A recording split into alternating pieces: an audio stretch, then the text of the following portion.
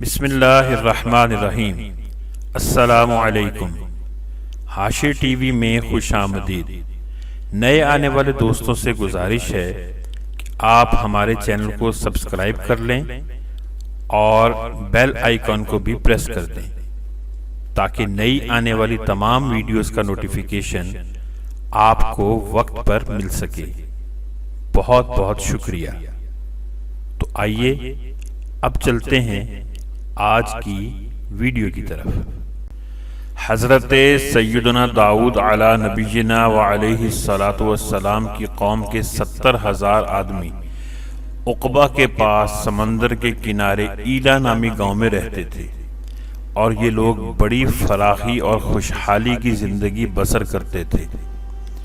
اللہ تعالیٰ نے ان لوگوں کا اس طرح امتحان لیا کہ ہفتے کے دن مچھلی کا شکار ان لوگوں پر حرام فرما دیا، اور ہفتے کے باقی دنوں میں شکار کو حلال فرما دیا، مگر اس طرح ان لوگوں کو آزمائش میں مبتلا فرمایا کہ ہفتے کے دن بے شمار مچھلیاں آتی تھیں اور دوسرے دنوں میں نہیں آتی تھیں۔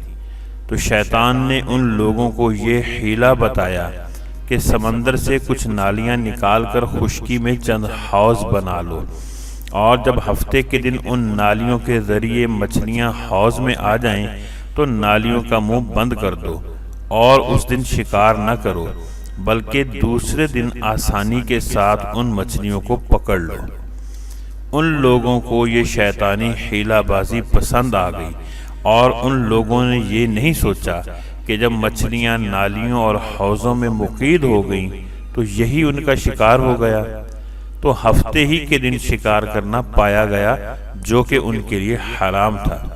اس موقع پر ان یہودیوں کے 3 گروہ ہو گئے۔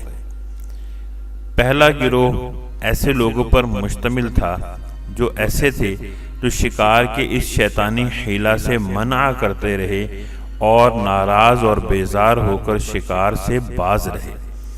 دوسرا گروہ وہ لوگ تھے جو اس کام کو دل سے برا جان کر خاموش رہے، دوسروں کو منع نہیں کرتے تھے بلکہ منع کرنے والوں سے یہ کہتے تھے کہ تم لوگ ایسی قوم کو کیوں نصیحت کرتے ہو جنہیں اللہ تعالی ہلاک کرنے والا یا سخت سزا دینے والا ہے۔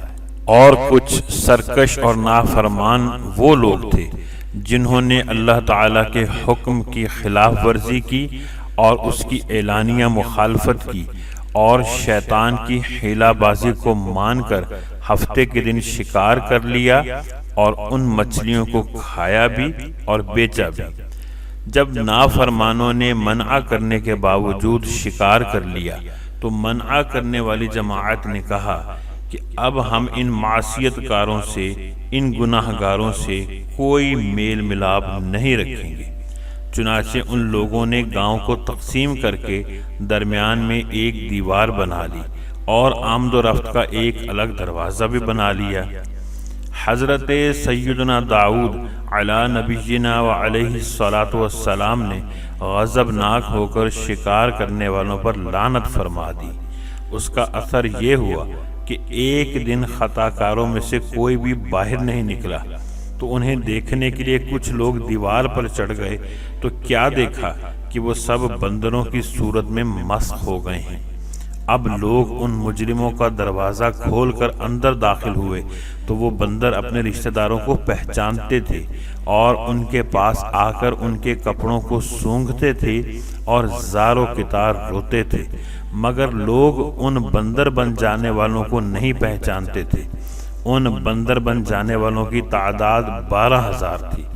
یہ سب 3 دن تک زندہ رہے اور اس درمیان میں کچھ بھی کھا پی نہ سکے، بلکہ یوں ہی بھوکے پیاسے سب کے سب ہلاک ہو گئے۔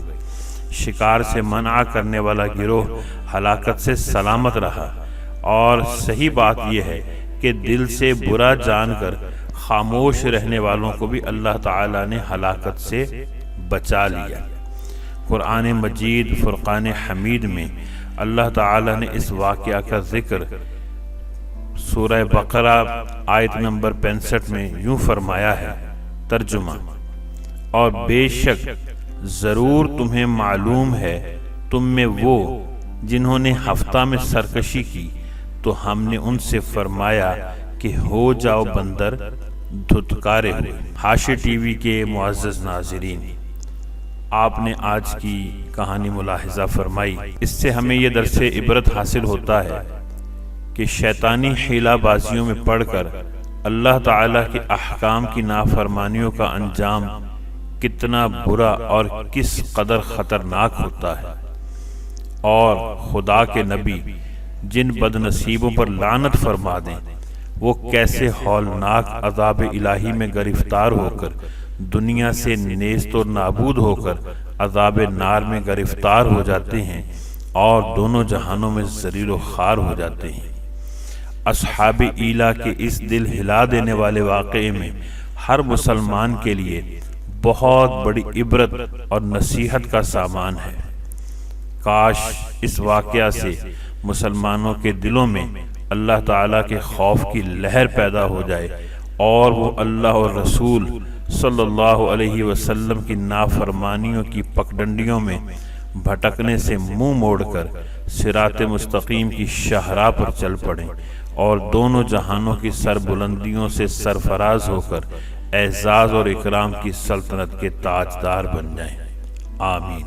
معزز ناظرین، امید ہے آج کی ویڈیو آپ کو پسند آئی ہوگی۔ آپ سے گزارش ہے ویڈیو کو لائک اور شیئر کر دیجئے گا اور ساتھ ہی ہمارے چینل حاشی ٹی وی کو سبسکرائب کر دیں اور گھنٹی کے بٹن کو بھی دبا دیں تاکہ نئی آنے والی تمام ویڈیوز کا نوٹیفیکیشن آپ کو بر وقت مل سکے اور آپ ان ویڈیوز سے لطف اندوز ہو سکیں۔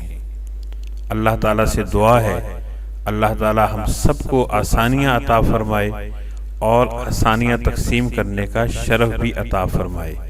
اپنا بہت سا خیال رکھیے گا۔ اللہ نگہبان۔